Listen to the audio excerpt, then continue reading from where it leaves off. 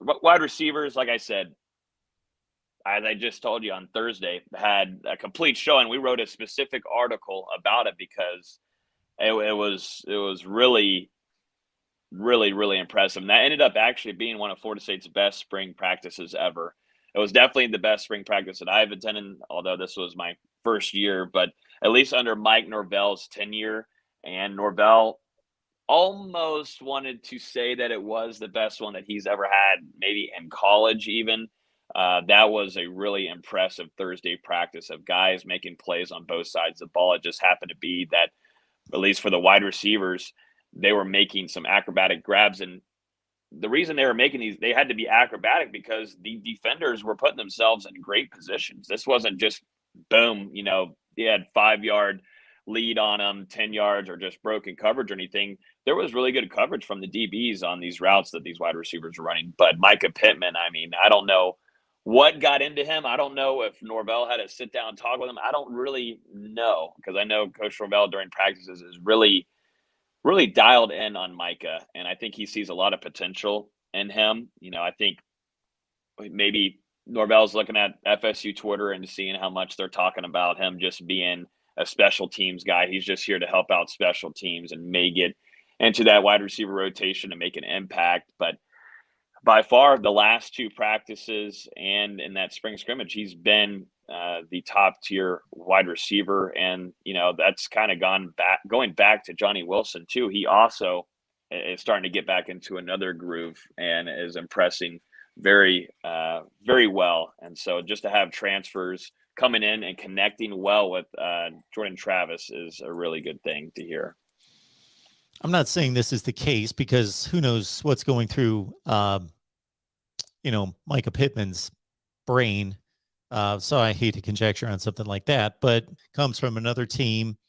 They were roughly a top 10 team in the country last year, top 10 to 15 team. He caught 25, 26 balls and just figures, hey, I'm transferring to another team. They weren't very good last year. I was good enough to play at Oregon. If I just show up and put some decent work in and show up, I'm going to get my playing time. I'm going to get my targets.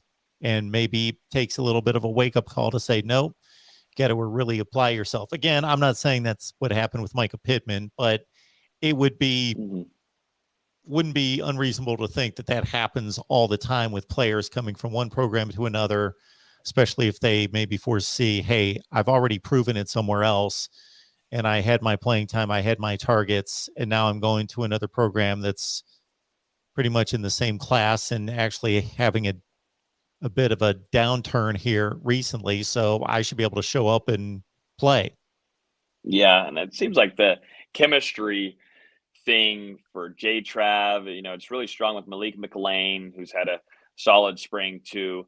But I saw Micah Pittman too also at Jordan Travis. Jordan Travis had a little NIL / meet and greet with some of the Florida State fans this past weekend, and Micah Pittman was there in attendance helping out along with Dylan Gibbons, offensive lineman. And you can just see the kind of relationship since arriving he has with Jordan Travis. And you definitely, if you're a wide receiver, you're smart. You're definitely a smart guy to come in and try to work that connection and build that relationship and be on the good side of the quarterback. And that was one thing during our newcomer interviews. He talked very highly of Jordan Travis and said, I'm thinking about getting an apartment with them. I want to be hanging out with them off the field, on the field. We're already talking. So you kind of already saw his networking abilities, which I do definitely respect a ton, doing some networking once arriving to Florida State. So, but, there's all different kinds of guys that are emerging this spring, and a lot of them are wide receivers. And I know some Florida State fans were definitely not happy with what they saw last year, and maybe even a little bit of the year before that too. And that's why Mike Norvell grabbed 4 transfer wide receivers out of that portal. Not just like, one thing about Norvell, I don't think he's really looking at FSU Twitter. He's definitely looking at, what happened last year, his own film, mistakes being made, guys not understanding routes, dropping balls, yada, yada, yada. He went in the transfer portal and made changes, and you got to respect that Norvell did that.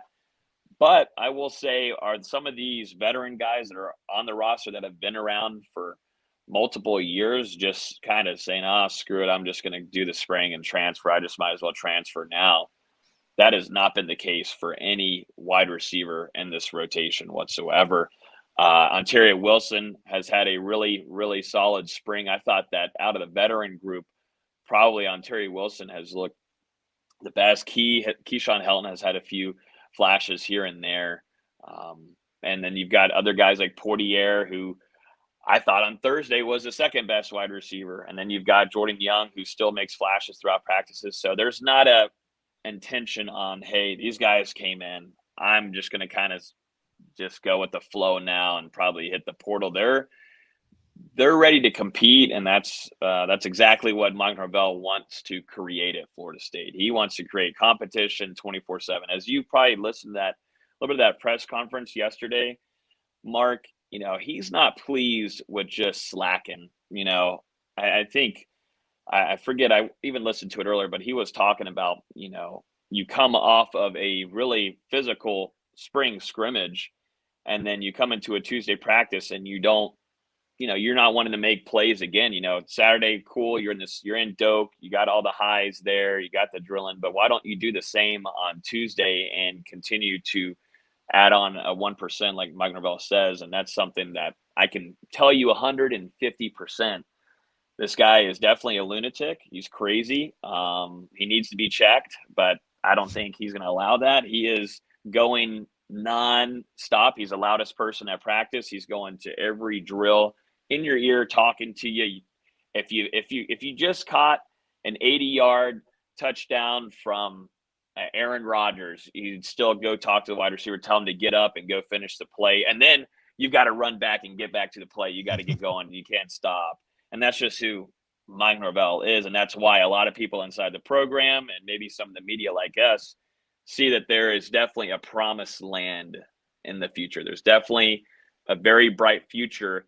It's just we're kind of easing out the dog, that was here the last couple of years that was just Yep. nastiness. And so, Florida State's got their coach, but you got to have a little bit of patience. But and he admitted, he said this is a big time spring for him. And he told his coaches that too. This is a big, major spring for him and a lot of the Mhm. coaches on board, and things got Yeah. to be done this upcoming season.